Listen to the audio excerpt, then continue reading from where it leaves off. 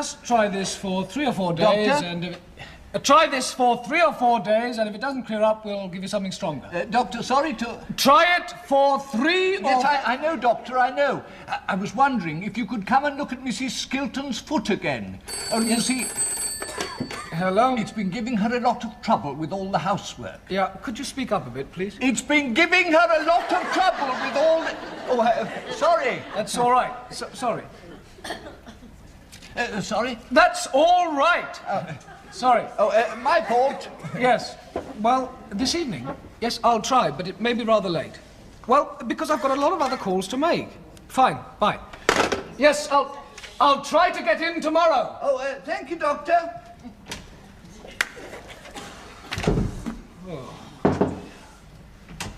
Good evening. Good evening. Oh, you must be Dr. Upton. That's right. Yes. You're so like your father, I'd recognize you anywhere. Do sit down. We met him when we were with the Rotarians in Brighton last year. My little girl Cynthia was rather ill. She's rather delicate, you know. And he looked after her wonderfully. Good.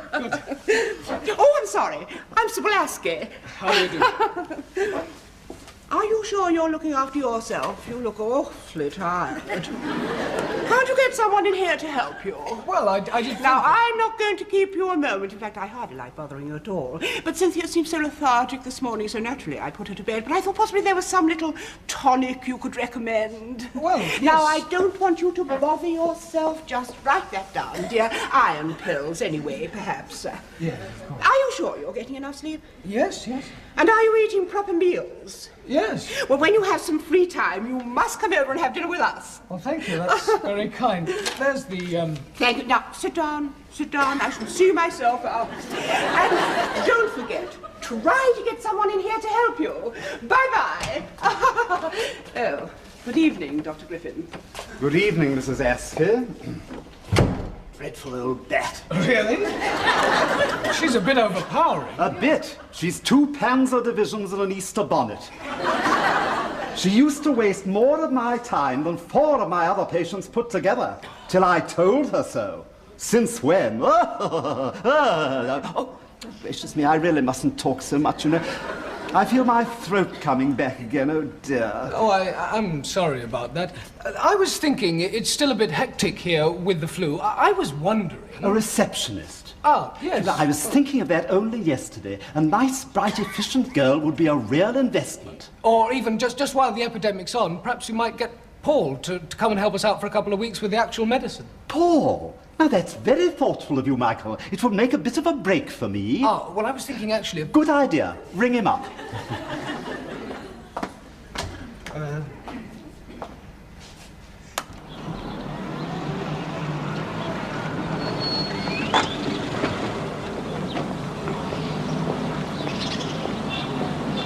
Dr. Griffin! How for you, lift? That's very thoughtful. Thank you. I've just been to see Mrs. Baxter. She's much better. Have you got a moment, Doctor? Oh, hello, Mrs. Askey. Yes. Only, I'd love you to meet my little girl, Cynthia. Ah, hello. She's been just dying to meet you, haven't you, Cynthia, darling? No. Oh, yes, she has. She's such a tease. You never know what she's going to say next, do you, darling? Of course I know what I'm going to say next, Mother. You see what I mean, Doctor? She said it all the time. Well, sometimes I say to my husband, George, I say, if she pulls my leg just once more, I say, well, Cynthia, tell Dr. Upton what I say. What? Tell Dr. Upton what I say. I don't know what you say, Mother. Yes, of course you do, dear. What do I always say to your father? Where have you been tonight, George? Cynthia!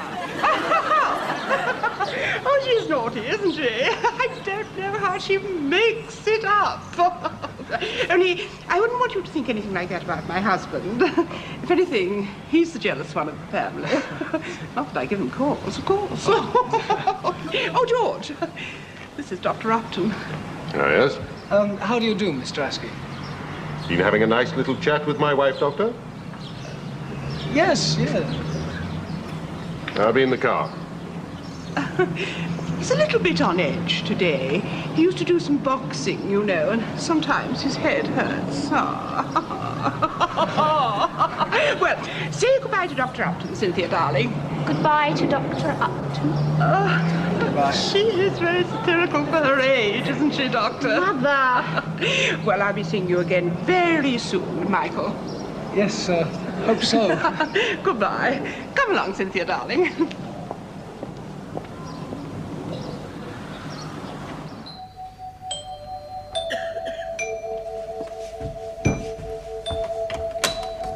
Oh, Dr. Upton, I'm so sorry to have bothered you. No, not at all. Only Cynthia wasn't feeling at all well this morning. I really think you ought to have a look at her. Yes, of course. This way, Michael. You don't mind me calling you Michael on your professional visits? No. Oh, good. This way. She's being so brave, poor dear, even though she is feeling so ill. Cynthia! Dr. Upton's here to see you, dear. Turn the radio off. That's a good girl. Now let Mummy make your pillows nice and comfy. There. Well, now, Cynthia, what seems to be the trouble? Well, she's been having one of her feverish bouts, Michael. She wasn't her merry self this morning, so I took her temperature. 99.6. Off to bed you go at once, darling, I say. And we'll call Dr. Upton. I see. Any other symptoms, Cynthia? Cynthia, stop reading, dear. Dr. Upton is asking you a question. Well, she has a pain in her head just about here and a sort of buzzing in her ears. You haven't got a sore throat? No. Has this ever happened before? Yeah, she has this about every 6 weeks, Michael. She's very delicate, you know. I'm not! Yes, you are, darling. Mother knows. No, she doesn't. Oh, you are a little tease. Even though she's ill, she still has a delicious sense of humor. Well, there's nothing actually physically wrong with her. I mean, she's no real temperature. No, Michael, but she does get a little bit listless sometimes. May I ask, does she have any boyfriends? No, Michael, no. Well, I was just wondering. Yes, of course, Michael, of course. Well, I'll try to pop in again tomorrow, Mrs. Askey. Oh, thank you so much, Michael. And do call me Sybil. Oh, right. And I may call you if anything happens. Yes, of course. Oh, well, it was nice to see you again, Michael. Nice to have met you. Bye-bye, Sybil. Good evening, Mr. Askey. Dr. Upton has just been visiting Cynthia, dear. Yes? Sybil? Yes, she's got a temperature. Well, no, she hasn't got a temperature, but she's not well. Well, she's not ill. I was just visiting. I see. Well, I'll be off then. See you tomorrow. What? And you. See both of you tomorrow. Or rather, see Cynthia tomorrow and probably both of you. Fine. Well, bye-bye. All right, Sybil. What are you up to? Nothing, George. Nothing.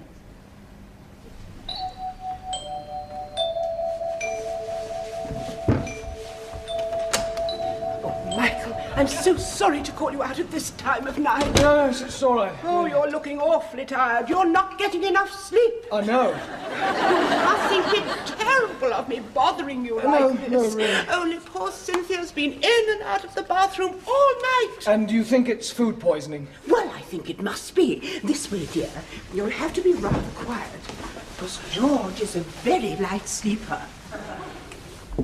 Cynthia! Cynthia? Cynthia! Cynthia, darling, Dr. Upton is here to see you. What? Dr. Upton is here to see you. Who? Dr. Upton. What the hell's he doing here? Cynthia! It's 3 o'clock in the morning. Oh, she's a little bit sleepy, Michael. You're ill, dear. Food poisoning, remember? Food poisoning? Yes, you've been in and out of the bathroom all night. I went twice. Once for a pee and once to get a eyelash out of my eye. I told you. Yes, but you looked very ill, dear. I told you I wasn't ill. I am not ill, Mother, I said. But you've been going to the bathroom. Look, it's a free country, isn't it? Can't I even spend a penny without someone calling an ambulance? You've got food poisoning. Yes, and smallpox and VD and the bubonic plague, and I want to die in my sleep. Oh, Cynthia, I'm warning you. Sit up. Can't. Rigor mortis. What's going on along there? Nothing, dear. Who are you talking to? Nobody, Bertie, dear? Well, I think Cynthia seems to be perfectly all right, so I'd better go. Well, she does seem to have made a rather rapid recovery, Michael.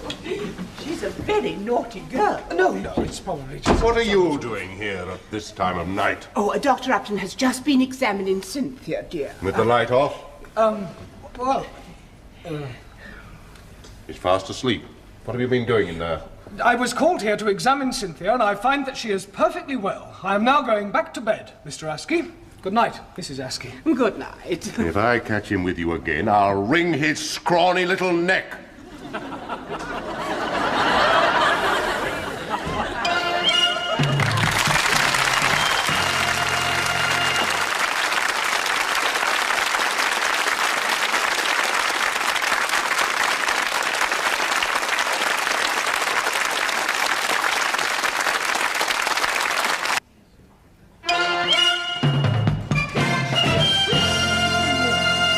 And the symptoms were she'd been to the bathroom twice. Oh, come on. It's true. Mrs. Askey is quite clearly a vicarious hypochondriac.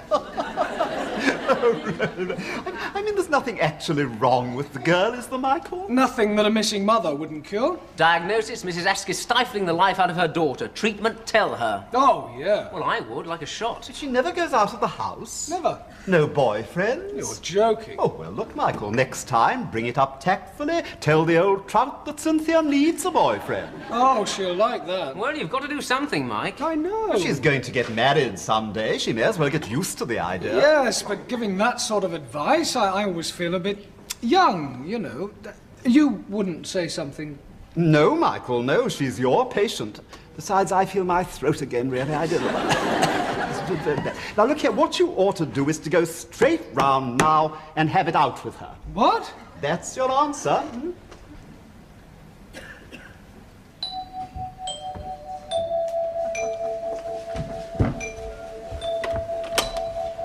Michael, what a pleasant surprise. Good afternoon. Have you called to see Cynthia?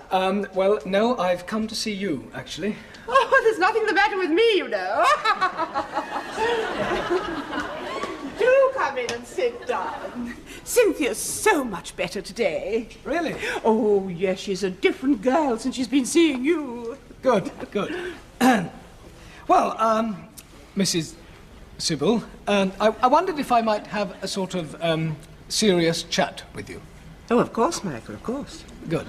I hope you won't think me too forward. Oh, please, Michael, nothing of the kind. Only you may feel that I'm a bit young, inexperienced. Oh, now, Michael, you mustn't be embarrassed. I think I know what's on your mind. You do? Yes, and they say the younger generation has no time for the old-fashioned courtesies. Do they? Would you like me to call my husband in? No, I don't think that'll be necessary. Oh, Michael, I'm so glad you said that. I know we're going to get along very well together. Oh, I'm so sorry. Do go on. Yes, well, thank you.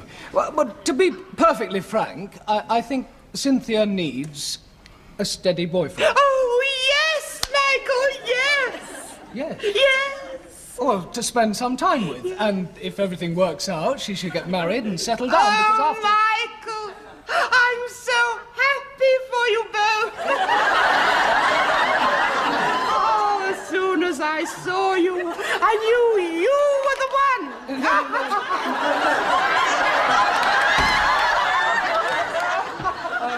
Oh, no, this is a misunderstanding. Ah, yes? Oh, George, I have something to tell you. No, she It's hasn't. hardly necessary to tell me now, is it? I walk in and find the two of you. No, you didn't. Don't you dare say I didn't. Oh, but not that. George, I have some wonderful news. No, she hasn't. Wonderful? No, she hasn't any news at all. Absolutely no wonderful news of any kind whatsoever. Oh, Michael, don't be silly. Of course it's wonderful. Wonderful, she calls it, after all these years. George, Cynthia and Michael are engaged. What? Him and not... Not what? No, they're engaged. No, we are not. We are not engaged. No, not officially. No, not at all. No, not at all. No, I was just trying to explain to you that Cynthia needed a steady boyfriend. What? A boyfriend. Any boyfriend. But you said married. Yeah, but not me. Wait a moment, moment has he got Cynthia into trouble? Cynthia? And now he won't marry her, eh? No, look, for I know how to deal with your son. Oh, I'm so sorry, Michael. What? I understand everything now. You do? Yes, I was trying to rush things, jump the gun, when all you needed was time. Well, not exactly. Oh, I'm so sorry. Anyway, I made a fool of myself. Oh, no, not at all. We will see you again. Yes, of course. Bye-bye, Sybil. I'll call you sometime. Sybil, Yes. I wonder if Oh, you would... sit down, George.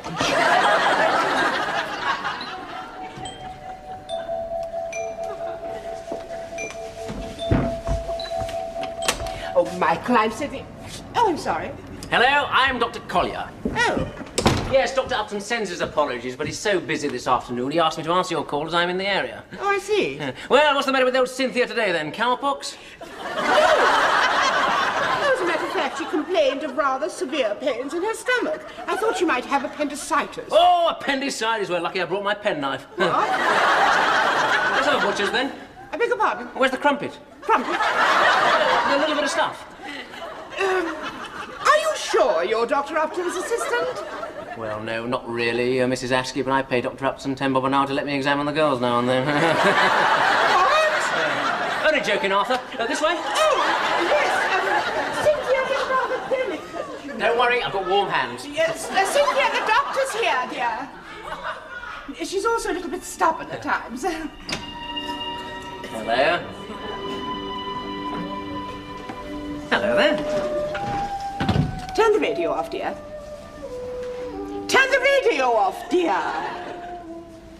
Good afternoon, Miss Askey. Good afternoon. Now then, what's all this about tummy pains, eh? Well, she woke up this morning feeling very queasy. She hardly touched her breakfast, so of course I sent her to bed. And then she started complaining of pains in her stomach here. Here. Here! Oh, hello, Mrs. Askey. Oh. Does it hurt now? No, Not a bit. no. Well, a bit, yes. Where does it hurt? We're sort of there. Here? Here? Oh, yes, that hurts. Here? Oh, definitely. I see. And a bit higher. Cynthia, you're imagining things, dear. Oh, I'm not, Mother, I'm delicate. Oh, of course you're not delicate. I've never heard such rubbish. Here? Just a bit. Higher. Ah, there. Oh, yes. Oh, that hurts a lot.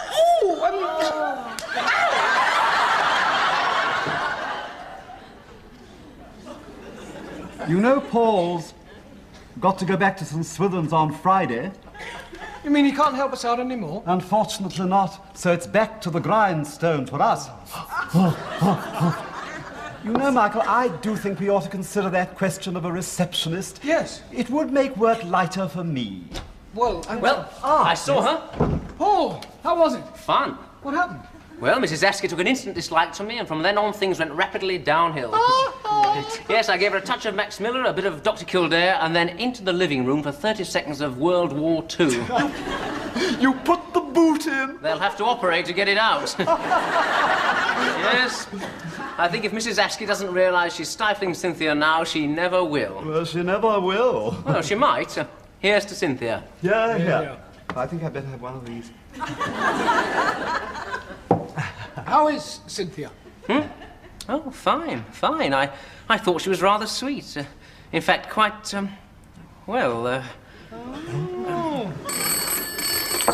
Hello? Yes? Yes, I'll just see if any of the doctors are here. It's Mrs. Askey. Michael, you take it. Yes, Mrs. Askey? Pardon?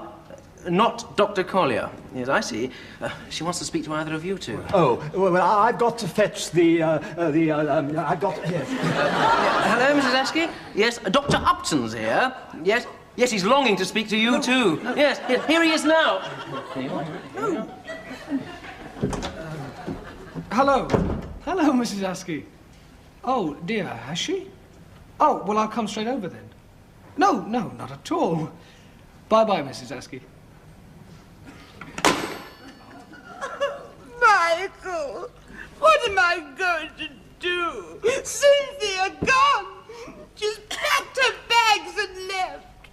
She'll be absolutely helpless without me. I did everything for her. Yes, look, just take one of these and you'll soon feel better. Yes. There we are. Now, tell me all about it. Well, she was pretending to be ill again. And then she started shouting and screaming terrible things. And oh my God! No, Mrs. Askey. No, Sybil. What's going on? Oh, no, not you.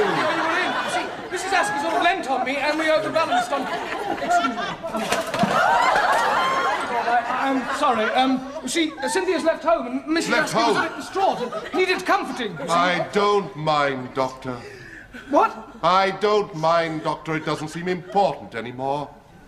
It's quite natural for my wife to be attracted to younger men, but please don't take her away from me. Take her? I don't mind Cynthia going to live with you. Cynthia? That's all right. I don't mind. Really, I don't. I don't mind she's about not. her. But please leave me, Sybil. You've done a lot of damage, but I don't mind if you'll just go now. I won't make any trouble, but please go.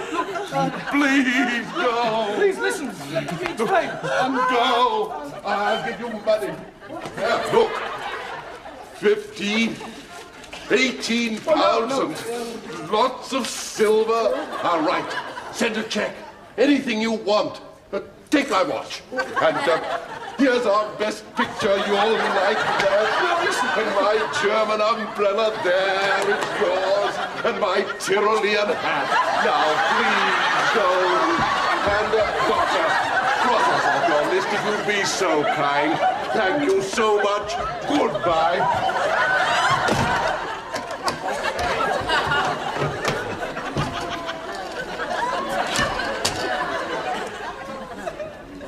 Oh, Sybil. Yes, George. And of course, it's a very sound idea to gargle with warm salt water. With what? Warm salt water. Oh, yes. Well, why don't you do that then? Then you can keep taking the myosin tablets. Good idea. Well, I'll do that then. Yeah, and try and cut down on the cigarettes. Oh, I know I should. It's all the work, you know. Dr. Griffin, the Askeys are no longer our patients. What? We've lost the Askeys. Oh, well done, Michael, well done. I hoped it might come to this. Well done. Where's Paul? I want to in tell there. him. I'll be with you in a moment. Thank you, Mr. Skilton, for your help. Thank you. Come along. Paul! Yes, Mike? Won't be a minute. Just a sec. Hello, Mike. Listen, we've lost the Askeys. Oh, good. Good? What do you mean it's great? We're rid of the whole family. Yes, Mike, we've got a receptionist. Have we? That'll help. Yes, I've just been showing her one or two things. Yeah, I bet you have. Oh, no! Oh, yes. Hello.